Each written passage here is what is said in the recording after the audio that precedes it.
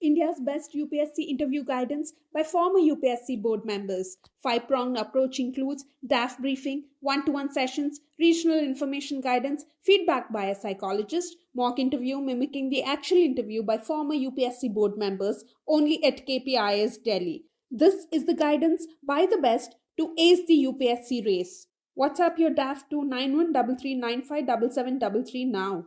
Hello everybody, welcome to KPIS Delhi's C.A.R.E initiative, Current Affairs through Reverse Engineering. These are the articles that we'll be seeing today. Let us look into the first article. Sign of the Future on ISRO's PSLV C-58 mission. PSLV C-58 ExpoSat. Okay, so the context is ISRO launched ExpoSat into low inclination orbit on Jan 1st, 2024. Alright, now you need to know some basics about ExpoSat. What is ExpoSat? It is X-ray polarimeter satellite. Alright, and it is the first dedicated scientific satellite from ISRO to carry out research in space-based polarization measurements of X-ray emissions from celestial sources. Okay, first from ISRO, first such scientific satellite from ISRO. Alright, and second after NASA's Imaging X-ray Polarimeter Explorer. Alright, in the world if you see as a whole it is second one, but from ISRO it is the first one. Alright, and what does it carry? It carries payloads such as POLEX. What is POLEX? Polarimeter instrument in X-rays, first one, and second one is EXPECT. Okay, what is EXPECT? X-ray, spectroscopy, X-ray, spectroscopy and timing. Alright, so POLEX is actually from the Raman Research Institute and EXPECT is by Space Astronomy Group of URSC. Alright, now you need to know some basics about X-ray emissions also. Now that you have known some basics about ExpoSat, you also need to know some basics about X-ray emission. But before that, let me tell you that this PSLV C-58 has actually carried 10 other payloads on PSLV orbital mission module. That is POEM-3. So besides ExpoSat, there are 10 other payloads, okay, on POEM-3. Alright, now what are these X-rays? See, X-rays is one thing, and X-ray emissions from cosmic sources is also a part that we have to concentrate on. Alright, so X-ray emissions from cosmic sources are usually characterized by high frequency with photon energies, and X-rays in space come from objects that are millions of degrees Celsius, that are at such high temperatures. And what such names can you think about? Those are stars, our sun, supernovas, black holes, pulsars, galactic supernovae remnants. Okay, so all these things actually produce these X-rays. Okay, and one more thing you have to understand, that see, there is X-ray machine in a diagnostic center. Okay, if you take an X-ray, you will be able to see your bones. Exactly, right? If you are injured, if the doctor suggests you to take a X-ray, why does the doctor say? Because there you will get some clarity about what actually happened. Alright, so one speciality of this X-ray is, unlike visible light and ultraviolet radiation, X-rays have high penetrating ability. Okay, so this allows them to pass through many materials. So these are some basics about this article. Alright, consider the following. How many of the options listed above are sources of X-ray emissions in outer space region?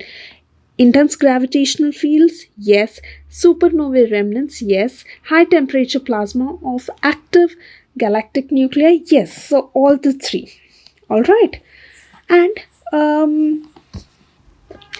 There are list of payloads that you should remember, just in case if they give you which of the following was a part of this mission. Okay, so let me tell you the 10 names. One is RSEM, Radiation Shielding Experimental Module. Second is VSAT. Now, what is VSAT? It is Women Engineered Satellite. All right. Now, third one is BeliefSat. BeliefSat. Okay. And fourth one is Green Impulse Transmitter, Geeta. All these names are really catchy, right? And fifth one is Launching Expeditions for Aspiring Technologies, Technology Demonstrator. That is LEAP TD. All right, 5 you got here. Sixth one is Rudra 0.3. Okay, and seventh one is Arca 200. Okay, this is xenon based Hall effect thruster. Okay, and eighth one is dust experiment, that is DEX. Ninth one is fuel cell power system, and 10th one is psi based high energy cell. Okay, so just remember that these are the 10 things, 10 payloads in the mission. All right, now which of the following is cited by the scientists as evidence for the continued expansion of universe? Detection of microwaves in space. Yes, this is correct, because in the 1960s, scientists actually discovered a faint glow of microwave radiation that permeates the universe, and it is called the cosmic microwave background. And this radiation is thought to be the afterglow of Big Bang. All right, and its properties provide strong evidence for the continued expansion of the universe. Right, so first statement is correct. When one is correct, B is gone. B is gone, D is also gone. Right, now you have to select in between 2 or 3. If you select 2, first statement will become correct. All right, or else you have to just check for 3 and 4. All these 3 together cannot be true, because by observing the statements, all right, or options. Okay, observation of redshift phenomenon in space. Yes, this is correct, because the observation of this redshift phenomenon is by astronomers who actually observe light from distant galaxies. They find that the light is shifted towards the red end of the spectrum. This is because the galaxies are moving away from us, right? And the light is stretched out as it travels through the expanding space. So B is also correct. Second statement is also right. So A is the answer. All right. And you should also know one more thing, that see, this movement of asteroids is not related to expansion of universe. That is one thing. And occurrence of supernova explosions in space can actually indirectly indicate you the expansion of universe. How? See, the occurrence of supernova explosions in space is actually gives a lot of brightness, right? And this brightness and properties of supernovae can be used to measure the distances to their host galaxies, right? When you measure the distance to their host galaxies, it in turn can be used to study the expansion of the universe. All right, so this is an indirect link. All right, so 1 and 2 are correct, and 3 is not related. 4th is an indirect link. All right, so since you have only 1 and 2 here, even if it is 1, 2 and 4, that would also be correct. All right, now the woes of pensioners and PF members. What is the context of the article? The context is that EPFO. What is EPFO? Employees Provident Fund Organization has actually given some clarification. What did it give clarification? Actually, there was a Supreme Court verdict in the year 2022. What did the Supreme Court say? It ruled that the employees who were part of the EPF, Employees Provident Fund, before or on September 2014, but could not apply for higher pension, can now submit fresh options within 4 months. Okay, which later got extended up to May 3rd, 2023. All right. And then to June. So Supreme Court said people who were part of the EPF on or before September 1st, 2014 but could not apply for higher pension can do so within 4 months, and it is given the deadlines. All right.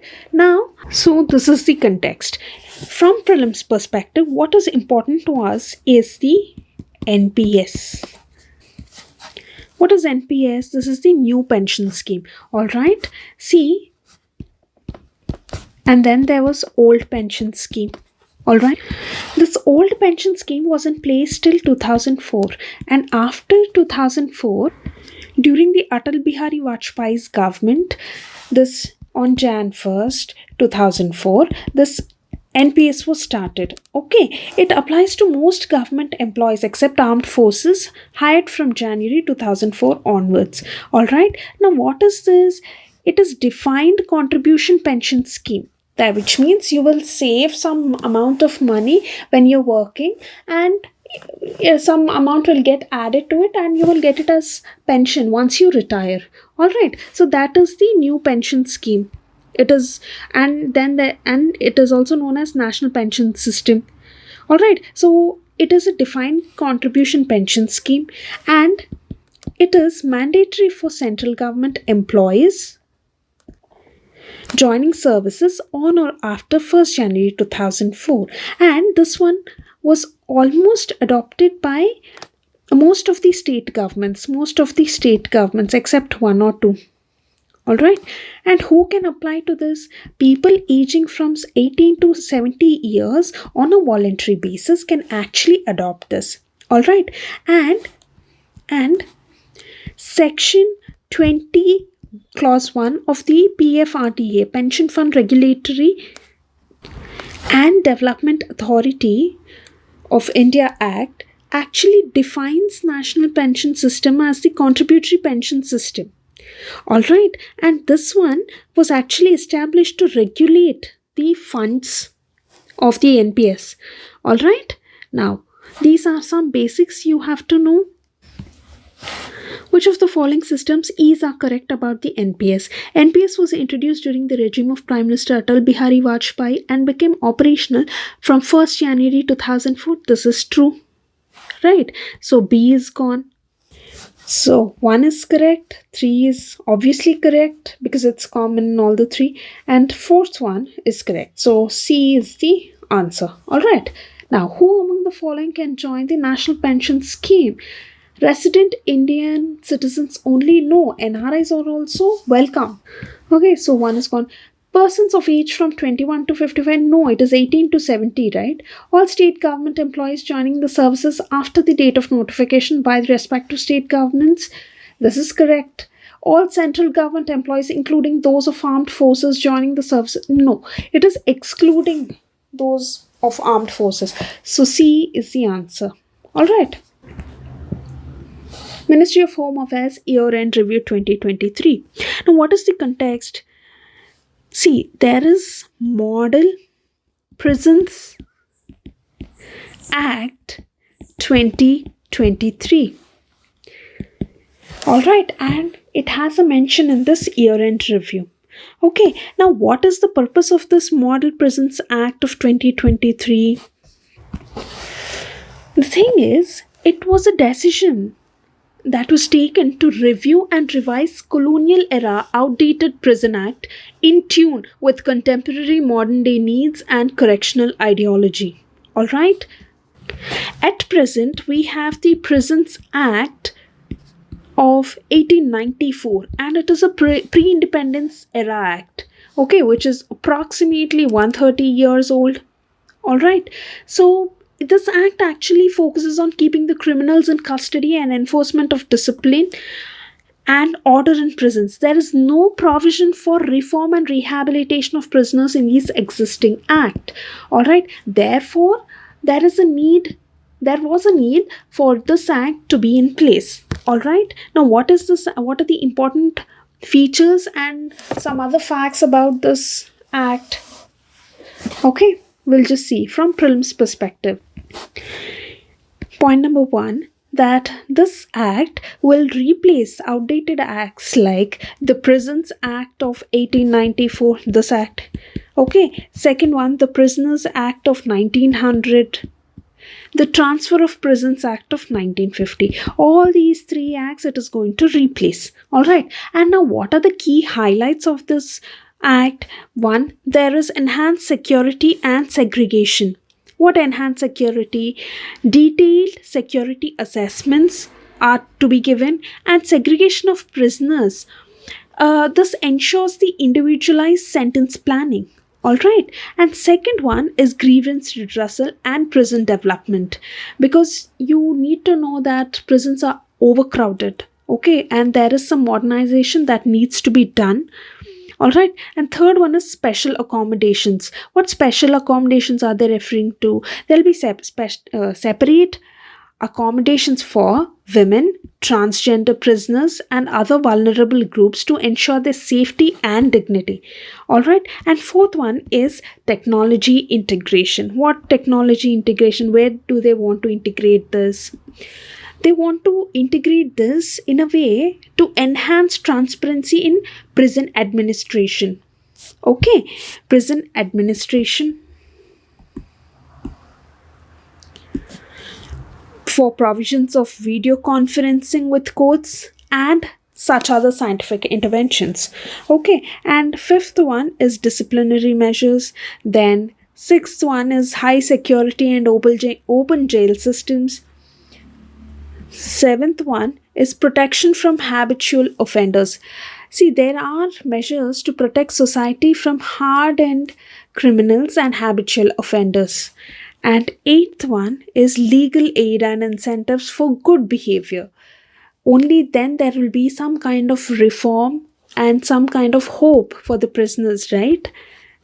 And ninth one, there'll be some kind of vocational training and reintegration into the mainstream society. So these are some features included in the Model Prisons Act of 2023. All right. Consider the following statements about Model Prisons Act of 2023. It aims to replace outdated prison laws such as the Prisons Act of 1894, yes, of 1900, the Transfer of Prisons Act of 1950, yes. See, Transfer of Prisons Act is in 1950. They might exchange the years and give you. You should not get confused. Alright, Prisons Act, there are two, 1894 and 1900. Transfer of Prisons Act is in 1950. This is correct, which means B is gone. 2 is common in all the three, so do not read 3. Now, it mandates the use of technology for all judicial proceedings involving prisoners. No, not all judicial proceedings. Alright, so 3 is wrong, which means 1 and 2 is correct. Alright, now consider the following statements. In India, prisons are managed by state governments with their own rules and regulations for the day-to-day administration of prisons. Yes, the prison administration is in the state list. Alright, now Statement 2. In India, prisons are governed by the Prisons Act of 1894, which expressly kept the subject of prisons in the control of provincial governments. Yes, this is the very reason why this is true. So both the statement 1 and 2 are correct, and statement 2 is the correct explanation for statement 1. Human modified food distribution affects aggressive behavior among elephants. Okay, what is the context? The context is that a study shows that elephant herds compete more for food in anthropogenically created grasslands than in the forests.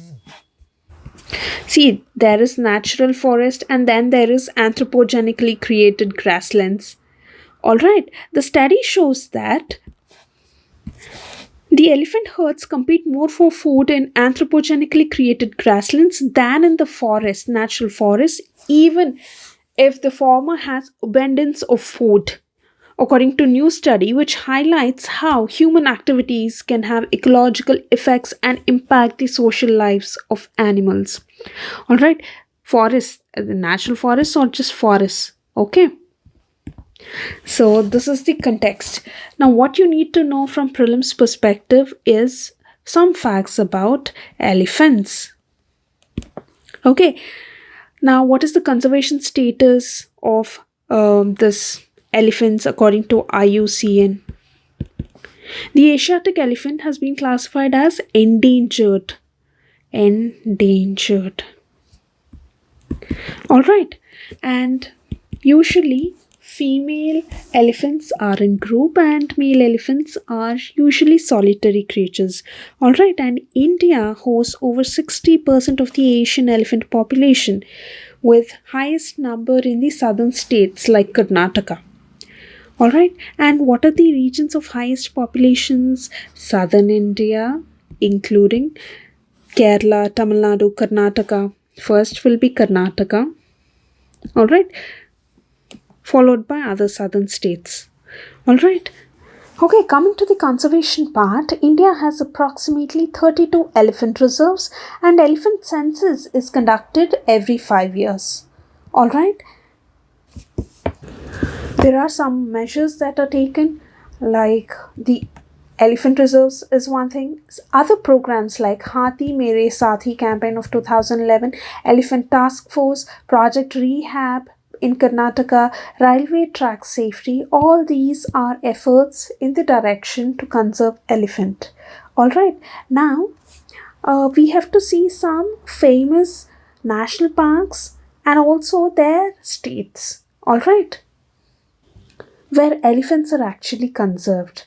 One is Bandipur National Park of Karnataka. Second is Nagarhole National Park, again in Karnataka.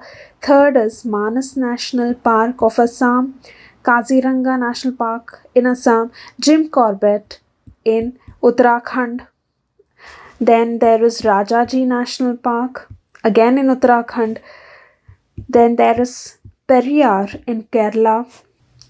Balpakram National Park in Meghalaya. Alright, and then there is Simlipal National Park in Odisha. Okay, if you have to just write few elephant conservation areas, you can actually mention these in your mains. And for prelims, location and the name of the national park is very important. Alright. Now, consider the following pairs of national parks and the states they are located in. Bandipur is in Karnataka, yes. So, C is gone. 2 is common, so you don't need to read 2. It is anyways correct. Jim Corbett National Park is in Uttarakhand. This is also correct, which means A is gone. Now, 4th, Periyar National Park is in Tamil Nadu. No, it's in Kerala. So, this is gone. B is the answer. With reference to the Indian elephants, consider the following statements. The leader of an elephant group is a female. Yes, this is correct. Which means B is gone, C is gone. Alright, so you have to choose in between 2 or 3 and 4. Okay, so if 2 is correct, 3 and 4 will be obviously wrong. If 3 or 4 is correct, 2 will be gone. Alright, according to the options. The maximum gestation period can be 22 months. Okay, so gestation period can be maximum of 22 months for elephants. This is true. So 2 is correct, A is right. Alright.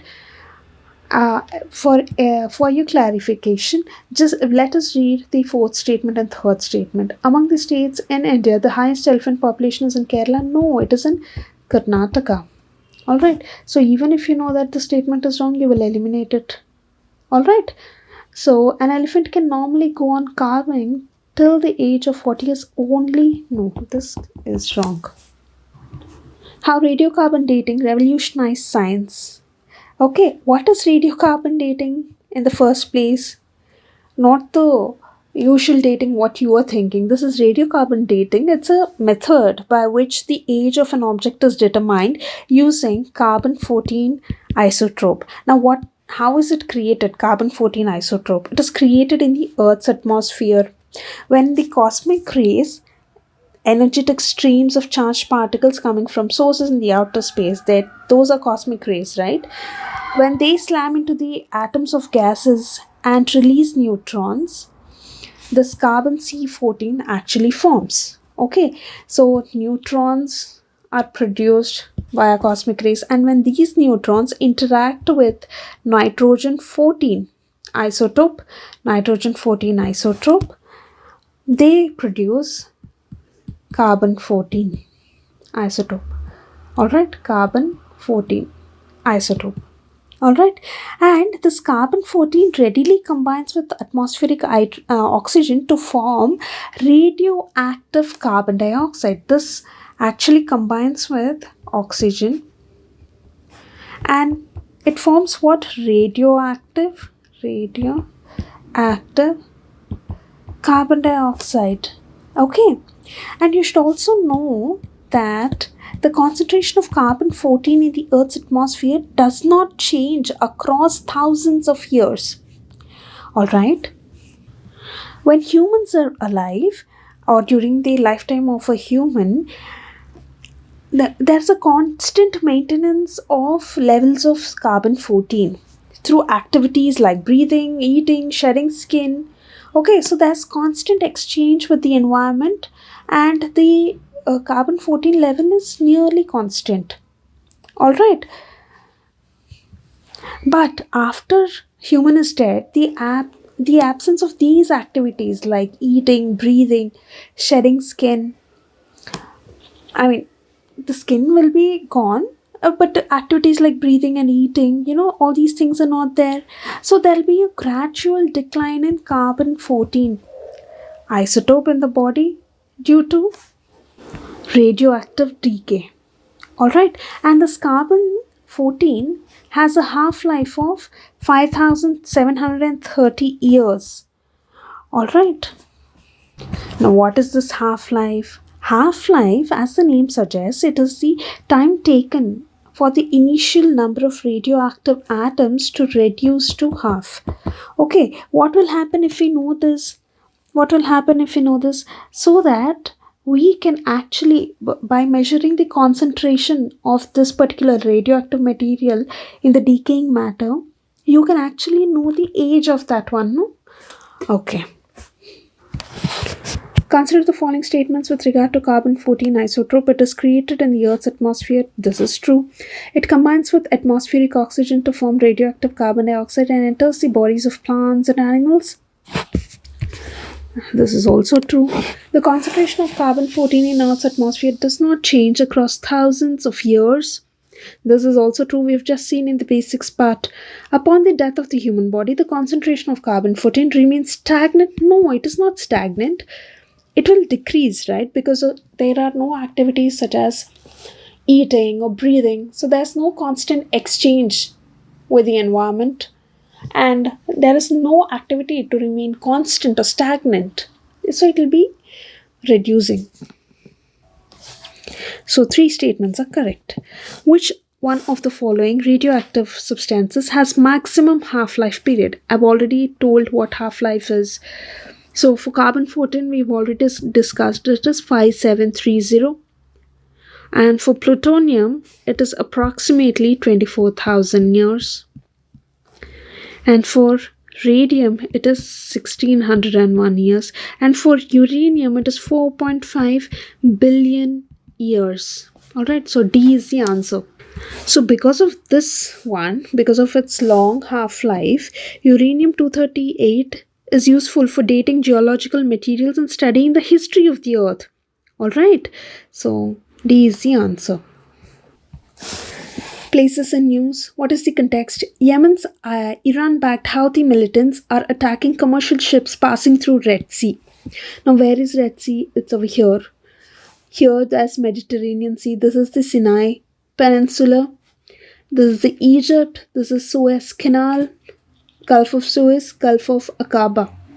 Alright, the Suez Canal is an artificial sea level waterway in Egypt connecting the Mediterranean Sea to the Red Sea through the Isthmus of Suez and dividing Africa and Asia and by extension the Sinai Peninsula from rest of the Egypt. Alright, now we'll get into the MCQ. Consider the following countries. Suez Canal is bordered by how many of the countries listed above? It is only one country and that is Egypt. Alright. So it is not Israel, it is not Syria, it is not Saudi Arabia. It's only one country and that's Israel. That is Egypt. Okay.